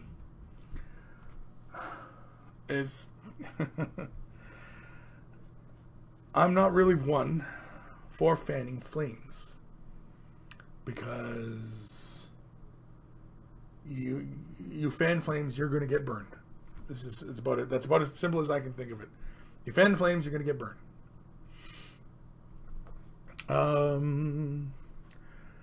Here's a name I don't think I've ever read before. Furtuxanemanu. Hello. How would you paint a black cloth cloak? With paint. No, just kidding.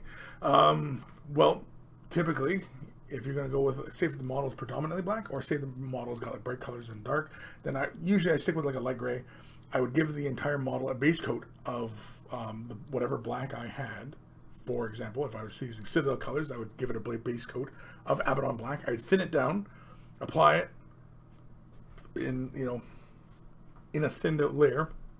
You probably would still see some of the model underneath, the primer or whatever showing through. That's fine, because then you come back over and lay another layer down. And of course, as I mentioned before many times, of course, but you might be a new viewer, when you're laying down smooth base coats, your brush strokes are going like this to the model, and you let that layer dry. You do another layer going this way. And that's how you avoid brush strokes on your model surface. You'll lay nice, smooth, even brush strokes. And as long as you're thinning your color down, which is a bit of water, a bit of medium, I prefer medium over water only because it doesn't change the viscosity of the paint. When you start adding too much water to paint, it starts to bubble up and starts to act more, like food coloring. Whereas if you add medium, thin down, it still acts like paint. It still flows like paint. It still sticks to the surface. You can still see the broad brush stroke. You won't lay the brush stroke down and then it all beads up, right? So you do that. Now you have 3 ways you can highlight black on a cloak, right? Not techniques, but colors. Okay, we're going to talk colors for a second.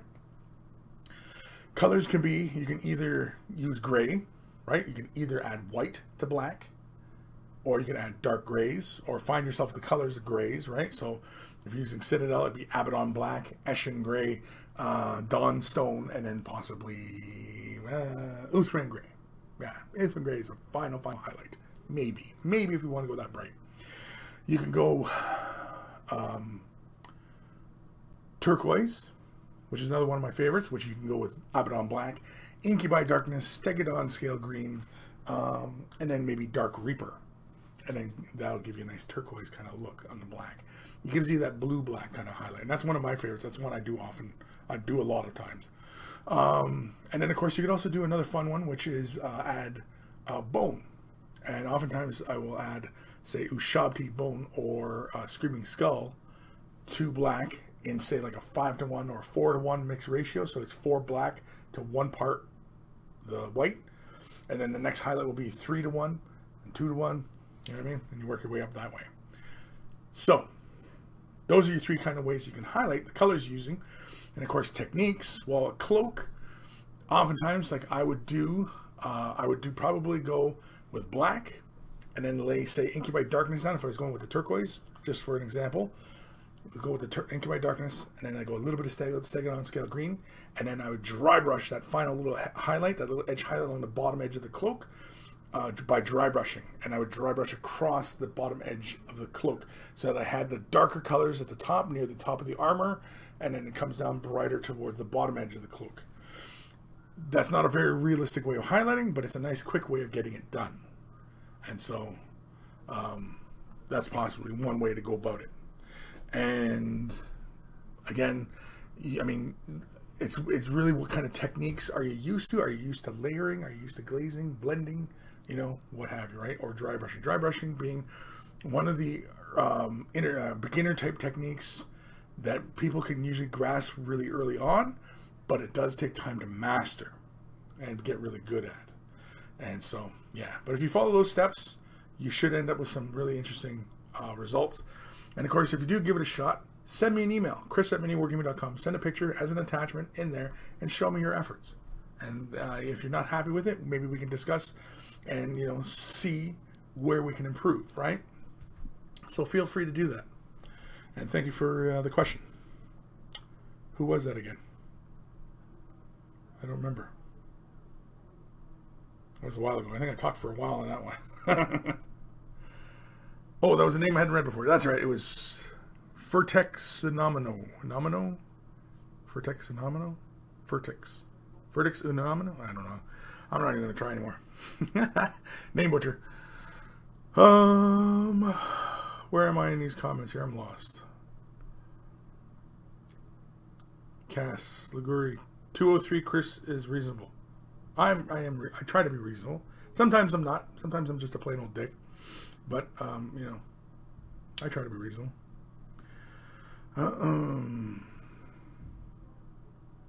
John J. Is it okay to despise all vocal minorities? No. Despise? No, it's kind of a harsh word, right? It's like hate. Hate. Is it okay to hate them? Hate's such a strong word, but it gets thrown around a lot. Kind of like love. Love gets thrown around a lot. You know what I mean? Like, the word has lost all meaning almost, right? And hate has almost lost all meaning. I mean, to truly hate something. Like, have you ever truly hated something? Someone, To have that hate in your heart? But I guess, to truly have that hate, then you truly know love. Because that's the opposite. And, the words themselves almost have lost complete meaning today. because they get thrown around. Oh, I hate this. I hate eating vegetables. I hate it. And, you know, words are the beginning of thoughts, right? Or thoughts are the beginning of words. One of the two. But either way, they're a doorway into how we're feeling inside and how we're thinking. And so when we're throwing words around, are we just throwing our thoughts around? And we were not even really thinking about things. And when you watch people, you see some people who are just not really thinking. They're not critical thinkers. They're not thinking. And so they just spew words out. And you're like, you know, what am I dealing with here? You know, is this something I can deal with? The mold? Shape? Or is this just something that's just, is it worth the effort? Is it even worth the effort? You like to think everybody's worth the effort, but sometimes I don't know. That's where even I become a bit of a cynic, right? So, but yeah, so hate is such a strong word, and you know, like it gets thrown. I try not to use the word myself too often. I dislike something, you know. Despise is kind of up there as well. I despise it. But yeah, I suppose I've used that one too for, you know, mundane things. But hate, no, I reserve that one. I try and reserve one. Hate. I truly hate something. Yeah, I try and reserve that one. Same with love. I don't throw love around. I don't say I love you. I love you. It doesn't get thrown around by me. It's not a word that's thrown around. When I say I love you, I mean I truly am saying it, you know. So, yes, that's good advice, Clayton. Clayton says, hating people is pointless. Drink a beer with them is better. Exactly. Drink a beer, getting to know them, you know, expanding our knowledge of everything in the world, because not everybody sees the world the same way, and some people have lived very different lives from you and have different perspectives on things, and it's always much better to have a different perspective on many things. Now, you might see an object, you know, one way, but another person might see it another way. And, you know, that's good to have that knowledge that other people see things a different way. Is it right or wrong? Doesn't matter. It's their own opinion. It's just the way they see it. You know, people can have their own opinions about things.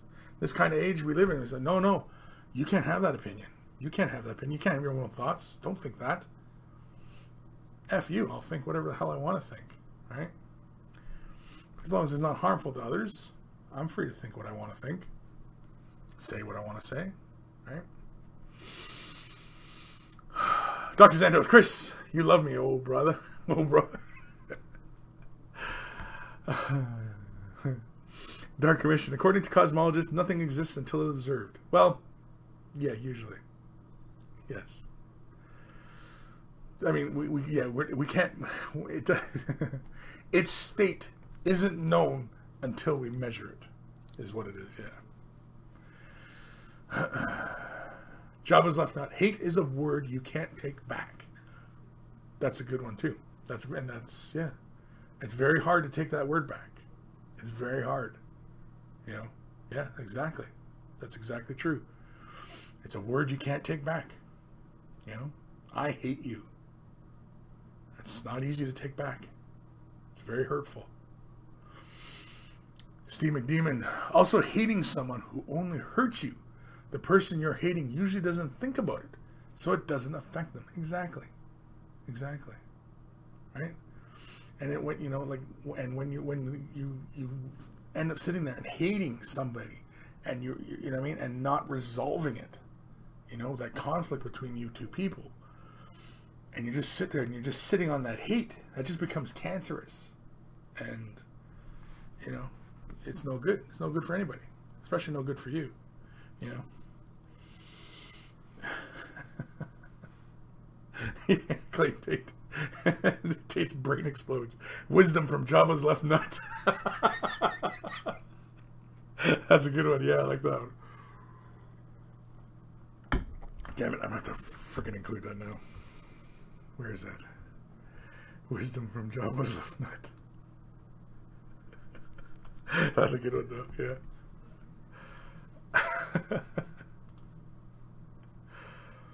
But, you know, I mean, like, you know, honestly, like, it's a good thing, you know, we talk about these things, right? Because, I mean, it seems like this world we're in right now, nobody's talking. Nobody's willing to hash these things out, which is a shame. Because, you know, we're not on this planet long. And, again, it's just a real shame. Yeah, I think it is email time. What time are we at here? What time are we at? Holy crap, it's already 1:30? Jeez Louise. Ben Ellis, this conversation is edging on Schrodinger's cat theory. Yeah, essentially, that's really what it is. That's the premise. That's what kicked that really off. Because it was, what is it? Some particular, is it a quark? It's a quark, I think. You don't know its state and position until you measure it. So it's assumed to be in both states at once. Something like that. I can't remember if it's a quark or quark. Or if it was... No, it's not the neutron. Either way.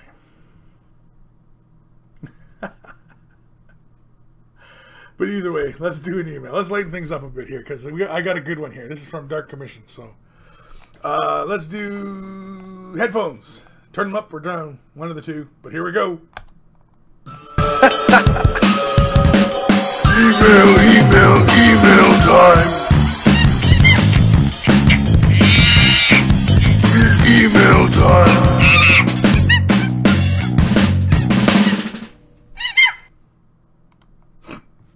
And of course, we always give thanks to Guy Alfer, aka Carl, aka Beer and Blood Bowl. Check him out. That's his YouTube channel, Beer and Blood Bowl.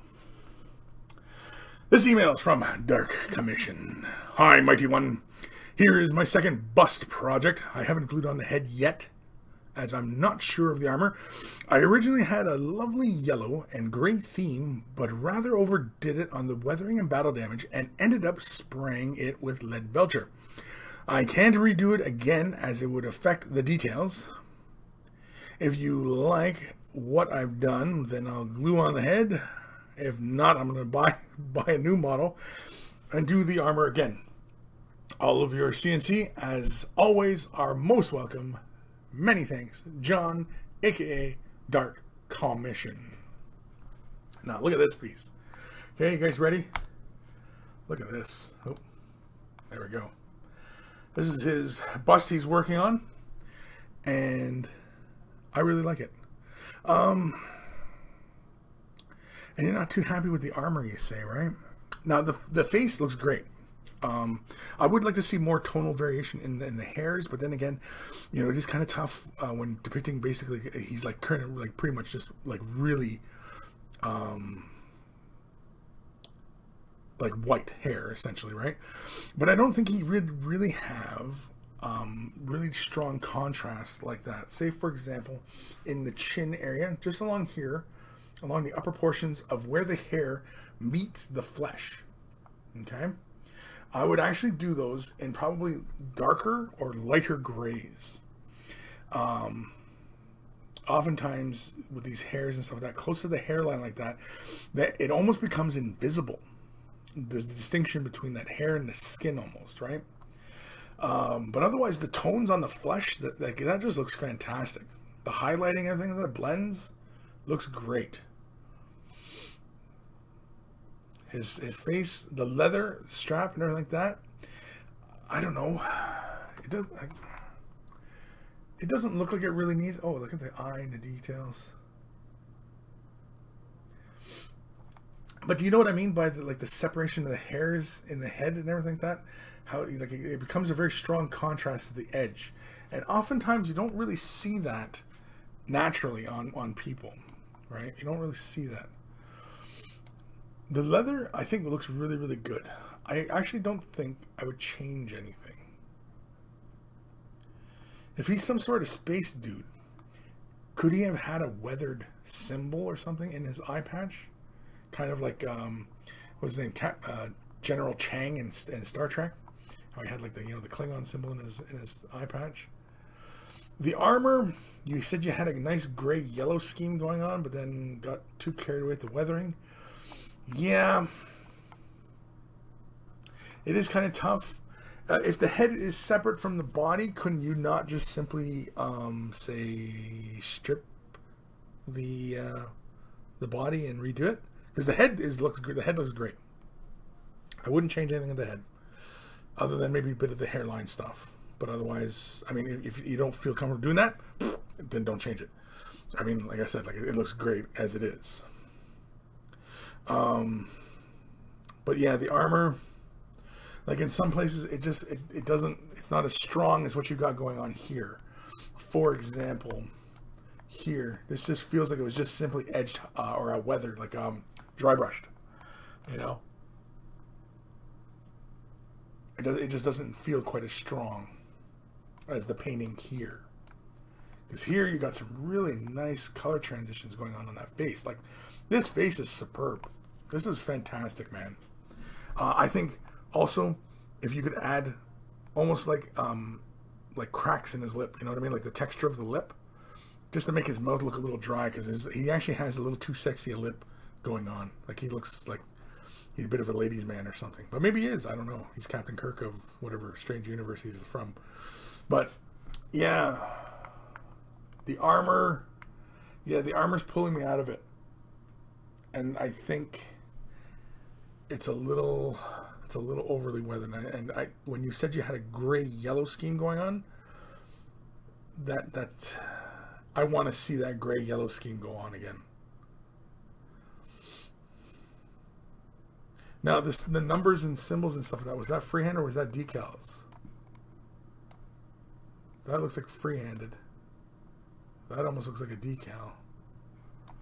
And those almost look freehanded decals? No, that looks like a freehand there, but that looks like decal there almost. But either way, I don't know. Or you could leave it and you know, I don't know. Yeah, if the head's not attached, I think I'd leave it. Leave the head and redo the body. Because I think I'd like to see that gray yellow color scheme. And then, you know, just chip the edges of the armor and stuff like that. Like, you can make him look battle hardened without, you know, giving him rusty old armor. Because the thing is like, if his armor, in comparison to how his face looks, he doesn't look that weathered. Like, if his armor was this weathered, I think I'd want to see that weathered really a lot, right?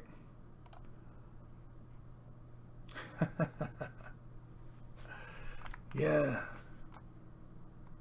Like, I'm just totally digging all the transitions in there. It's really, really nice work.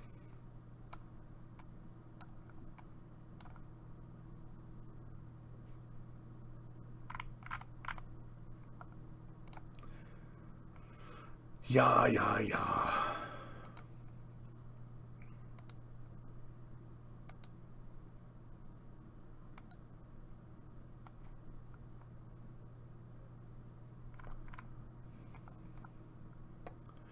Yeah.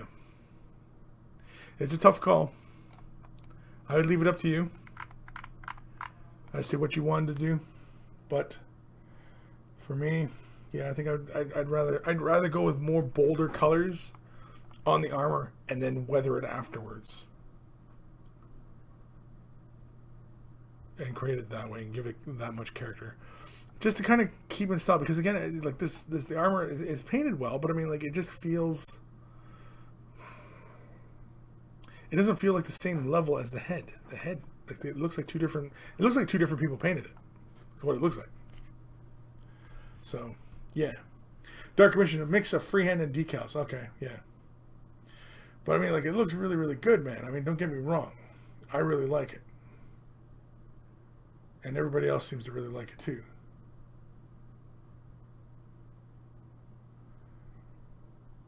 Ben Ellis, love the work on the neck.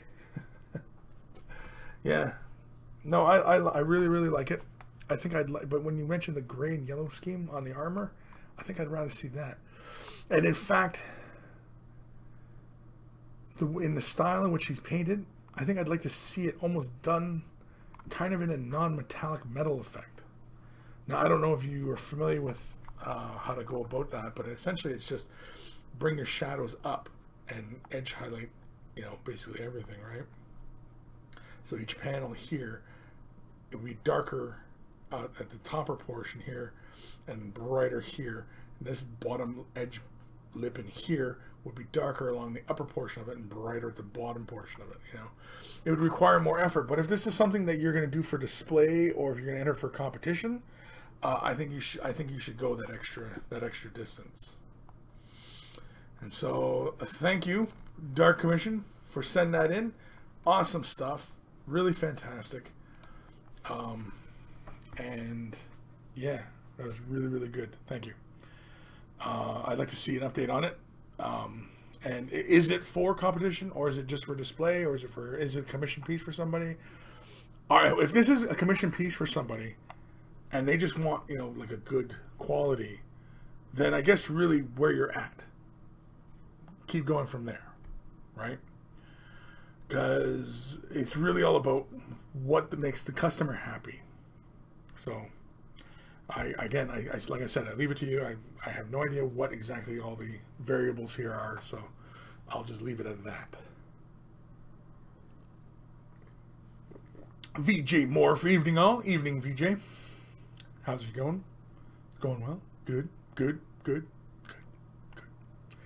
What time we at here? Holy moly, we got 18 minutes left of the show. 18 minutes left. We could probably snap off another email, I think. In fact, we no pressing questions at the moment. None? Nobody? No? Okay, email. This one is from our good buddy Zach Eldari Lamborghini. Dear's Lord of Monkeys, I humbly submit yet another picture for your review. I had a ton of fun painting this model, trying zenithal highlighting, painting with black, and my first attempt at OSL. Cheers, Zach, aka Eldari Lamborghini. And so let's have a look. Ooh. What is this? It's like an assassin or something. Yeah, it's like a Calidus Vindicare assassin. Interesting. OSL. Looks like you dry brushed it for the most part. I think in such a small area like this, I think you might have been better off trying to glaze it. But then again, I don't know how comfortable you are, Zach, with your glazing. For the most part, on the bicep and the chest, it looks appropriate. On the wall, I don't know if it would be that intense.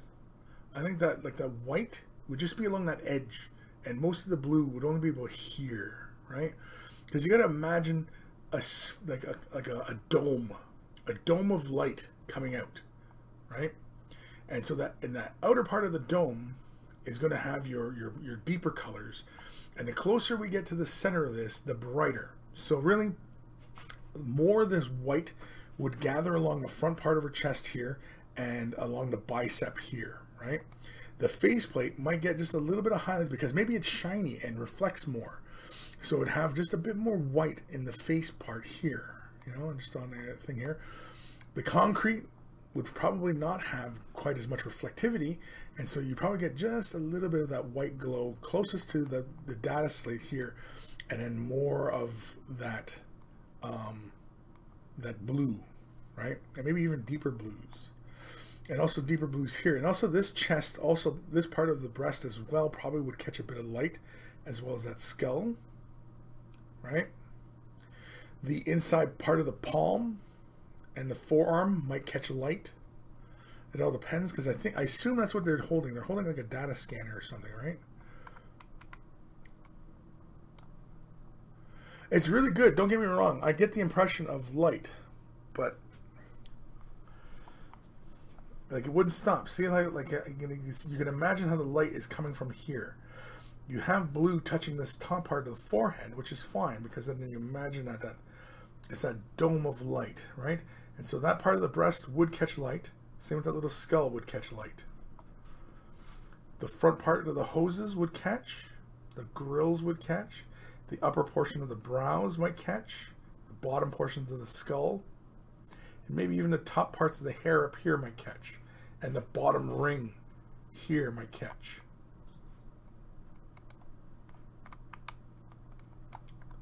But as you have the light here, I don't know if I would have black lettering here. In fact, I probably would have it darker blue along the edges. I'd probably paint this white and then give it a little touching of Gilliman blue, just so that it gathered along the edges, giving me a dark blue, but also would give me blue through the center. And then I would do the text in white, do the text in white. That way it gives me more of an impression of brightness. And then even from this device, the little buttons could catch little highlights. And definitely that thumb and the forearm might catch light as well. But otherwise, Eldari, that looks really, really good, man. I really like it. Very, very interesting model. I don't know what range that's from. I assume it's from that War Games or something like that. Yeah, Wargaming Exclusive. That's it. Thank you, Ben Ellis. Yeah, Wargaming Exclusive. That's the company. Very, very interesting. Good attempt on it. I think when you're dealing with OSL this small, I think you're better off trying to glaze it. Now, I don't, again, like I said, I don't know how comfortable you are with your glazing, but maybe it's something you want to give a try. Yeah.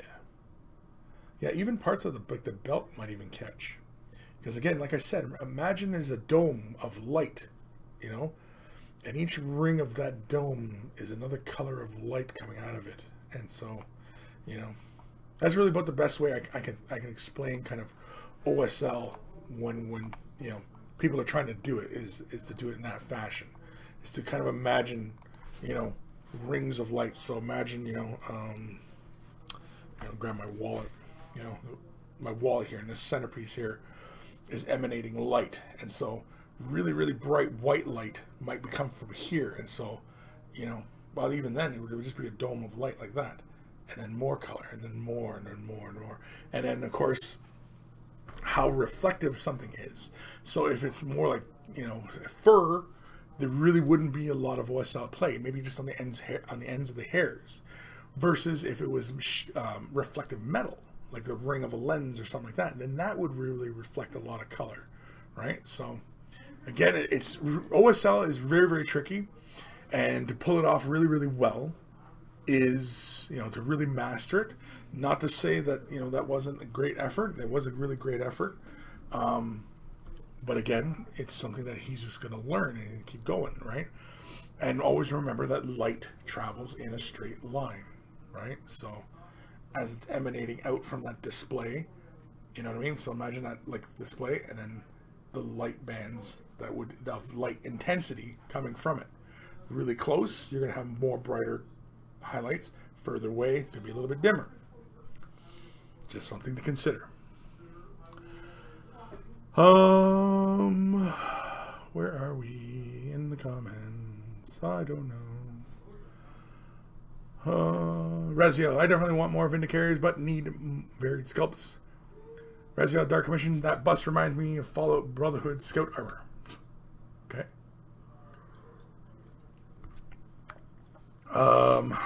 No pressing questions? Nothing? Really? Bye-bye? Bye-bye? No? Okay.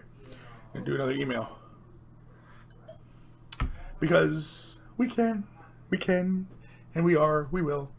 And we're going to do another one. This one's from Ben Ellis. Hello, once again, oh Monkey Lord. Here is my offering.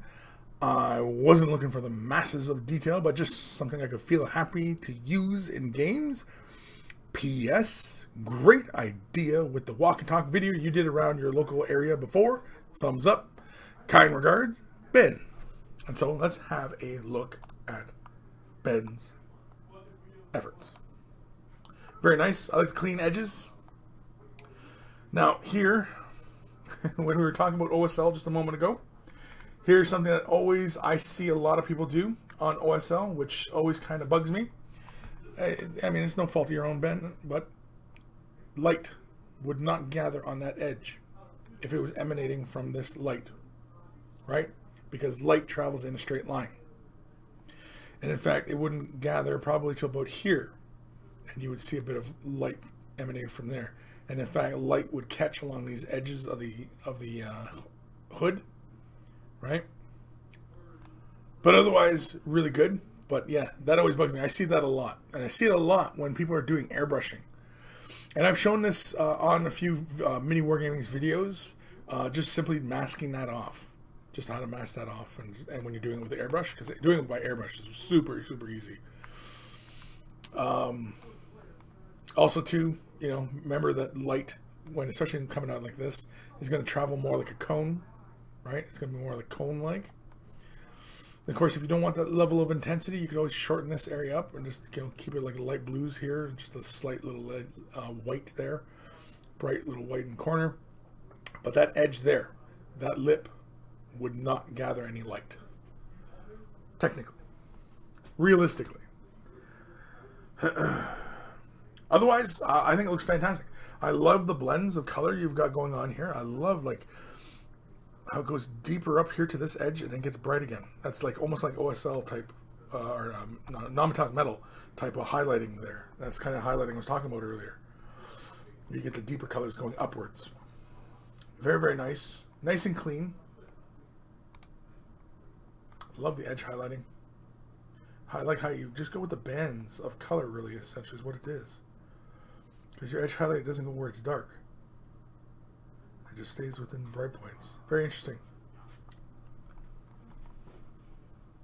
I don't think it would look dumb if that edge highlight went the entire length. But that's the choice you made. And I'd stick with it. Looks good. Very nice clean work on the wings, on the icons. Separation of metal and the armor. Nice and clean. The clear effects on the lenses, very nice. All around, I really like the OSL from the headlamps. Just minor things, quibbles, but otherwise looks good. But yeah, really good work, Ben. Nice and clean. I like. Me likey. Thank you, Ben, for sending that in. Awesome stuff. Yeah, I really like that richness of the armor. That looks really, really good. Very nice. But yeah, the only thing is the OSL. Just tweakage a bit.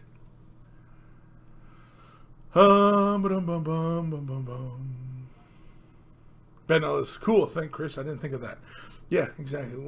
And that's just like we were looking at Eldari's piece with the scanner, right?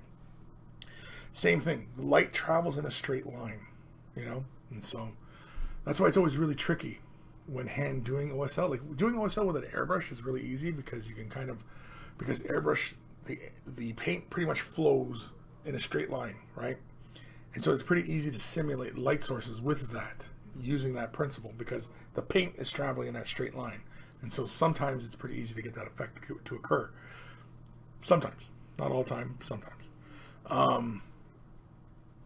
And doing it by hand can be tricky, but again, it's got to be mental observation and thinking about it logically, especially to how to make it work. You know, it does require a lot of practice, but once you start getting really good at it, you'll really turn some heads then. You know, people will be really, really impressed with your efforts. Yeah,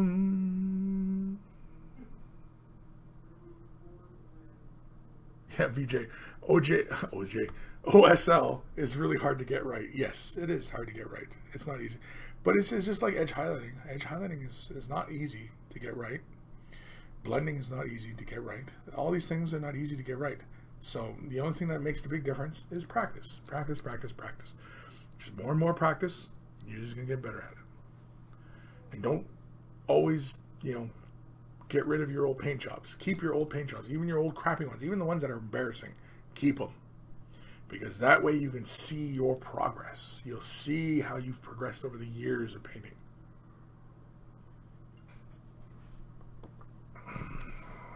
Dark Commission. OSL is something I haven't been brave enough to try yet. No, and when you're ready, you will. You'll be OSL really is all about, especially when doing it on freehanding it on a surface. It's all about controlling the glaze. It's oftentimes the glaze. We glaze that effect on. Because if you're doing it with airbrush, you can pretty much do it, you know, fairly easy. But then again, you got to really know how to control your airbrush, control the thickness, control PSI, how much paint you're laying down per second, you know, stuff like that. You got to really know your tool at that point. And yeah, you got to know your tool. You got to master your tool. And it's the same thing with the paintbrush. It's the same thing with the paint. Getting it down to that right consistency where it flows just right, and you know how, like when you lay it down, you know, let it dry, lay another one down, let it dry, you know what I mean, and build your layers up and get that nice OSL effect to occur. Again, it's mastery. It's just all about mastering it, and you know, it just comes with time and practice, and just practice and practice and practice and practice, practice, practice, practice, and practice, and then more practice. Razio, hey Kris, how is your email backlog? Are you almost current, or is there a queue? It's a queue of 1. In fact, we could probably do the last email in just a moment. Yeah, I've got 1 more email, and then I am completely caught up in my emails. Where am I? Maybe I'm not. No, I am. Yes. Yeah, I got 1 more email, and then I'm completely caught up. So no, there's no backlog. So if you sent an email right now, I'll probably do it early in the next show. So, VJ Morph, I'm just starting with airbrushing. Getting everything smooth and minimizing the speckle factor is hard. Getting rid of that speckle factor is about thinning down your paints and sometimes speeding up or slowing down your PSI, depending on how far away you're working. But that speckle factor, yeah, that's often associated with how thick your paint is. So thin your paints down a little bit more in your airbrush. Let's do 1 more email because we can. And in fact, let's do 1 more jingle. Let's do this one. Headphones. Email time. It's email time.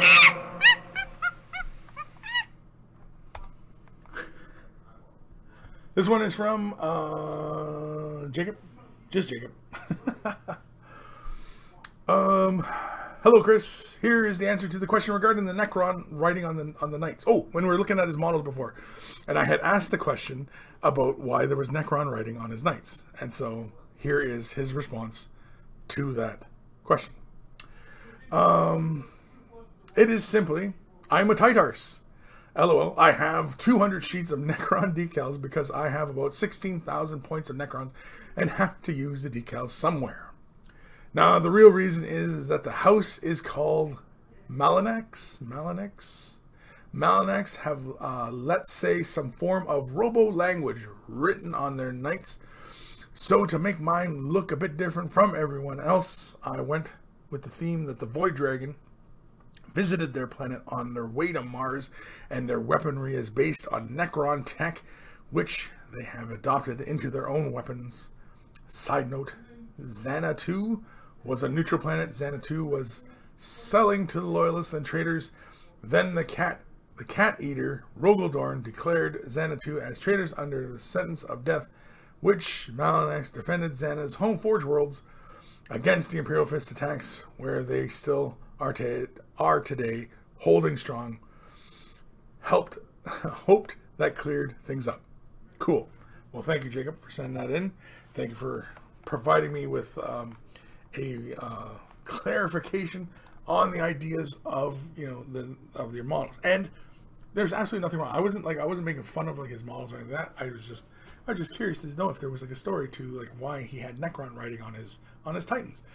And that's very cool. He had the background. He knew why his Titans would have that Necron writing, and they'd have the binary language going on their surface, right? Because it's conveying some sort of message to anybody who can read it, maybe just themselves, or who knows, right? But either way, it gives his models character. It separates them from the other models out there that are just like his, and I think that's really fantastic. And I thank you, Jacob, for sending that in and let me know that that was very cool. I like the idea that the Void Dragon had somehow infiltrated their forge and influenced their development, and yeah, it's very, very cool. So it's because we see that everywhere where the Void Dragon seems to have influenced Mechanicum everywhere, and all of Mechanicum might be the Omnissiah might be the Void Dragon, right? So who knows? Time we out here. Holy man, we're at 2 o'clock. We're done. Oh my god, we're done. We're done. We're done. We're done. I'm just gonna end the show right there. Just click. Done. We're done. VJ Morph. I resisted thinning as I was undercoating Vallejo. I read they were supposed to be used straight from the bottle. Maybe my PSI was wrong. I was at 30 PSI, but doing to 20 made it worse. Yeah, using Vallejo for undercoating. Yeah, I usually spray it around 20 to 30 PSI. Sometimes it's split the difference, right? 25. But usually it's around 30 actually when I prime. But the other part is too is that not to over prime. But actually lately, for whatever reason, I have been adding a bit of water to my Vallejo, just to thin it out just a little bit. Black, for whatever reason, black, yeah, it can get really chunky. I don't know why. It can get really chunky. Vallejo is black and get really chunky, and so you thin that down just a bit. The gray and white flow great. Right out of the bottle, they'll flow great. But the higher PSI, yeah, they got to go. The lower PSI, the thinner your paint has to be. And that goes for just about everything. So, yeah. So, if you're brand new to this hobby, or you're commission painter, you want to show off what you're working on, maybe you just want help on a color scheme, send your questions to Kris@miniwargaming.com. Of course, you can join us on wayofthebrush.com, where I can have Discord up all the time. You can join me on Discord. The links are on wayofthebrush.com. Of course, you can get the Instagram, the Twitter, the Facebook. Of course, you can ask your questions there as well. You can ask questions anywhere, really. You can ask in Discord. You can send an email. You can send questions to Facebook. So many ways to get an answer and get some help, you know. So, and that's what we're all here for. Myself and the monkeys, always more than willing to help anybody out, you know, answer anybody's question, no matter how noobish it might seem, how new you are to the hobby, does not matter. Happy to answer your questions. Happy to welcome everybody. And of course, t-shirts on wayofthebrush.com, you know, just like I'm wearing. Make it look nice and manly, right? You know, so, or womanly, whichever it might be. And of course, anybody who's purchased shirts, man, I need you to send me pictures of yourself in your shirt for the Monkey Shrine, because I want lots and lots of pictures in the Monkey Shrine. So please send pictures of yourselves in your shirts. Monkey Shrine, please. Patron, of course, patron support. I only ever charge 4 episodes of Way the Brush. I don't charge for all the other crazy crap videos I do.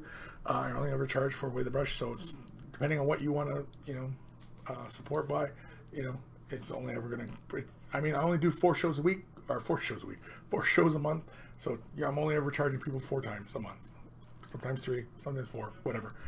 But either way, it's not a lot. Again, I know I don't ask for much, and you know, the support has been great. It's been super helpful, and I give my thanks every day to the patrons, because without them, a lot of these upgrades wouldn't happen. I wouldn't have gotten the site up, wayofthebrush.com. I wouldn't have gotten that up, you know, without their support. So again, it's really all them. And so yeah, we're done. Any parting words of wisdom there, Quirk? No. If the knuckles are white, it's too tight. Okay. If the knuckles are white, it's too tight. Okay. What else? Is that it? That's it. Okay. Take care of your brushes. They'll take care of you, and I will see you guys next week. Next week?